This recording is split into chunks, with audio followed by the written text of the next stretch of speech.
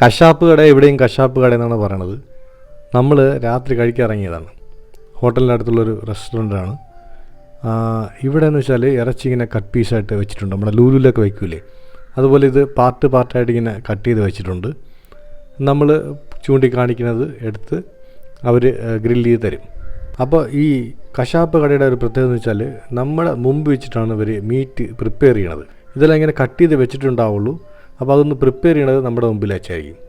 ഇതിപ്പോൾ ലാം ചോപ്സാണ് നമ്മൾ പറഞ്ഞ്. അപ്പോൾ ആവശ്യമുള്ള ഇറച്ചി എടുത്ത് ചെറിയൊരു വെയിറ്റ് വെച്ച് അടിച്ച് പരത്തി ഇനി ഇത് ചുട്ടെടുക്കും.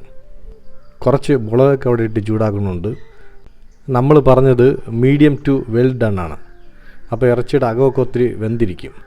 പിന്നെ സലാഡ് ഉണ്ടായിരുന്നു, നല്ല ബ്രെഡ് ഉണ്ടായിരുന്നു, ചൂട് ബ്രെഡ്, പിന്നെ കുറച്ച് സൈഡ് ഇറച്ചി, നല്ല ഇറച്ചി.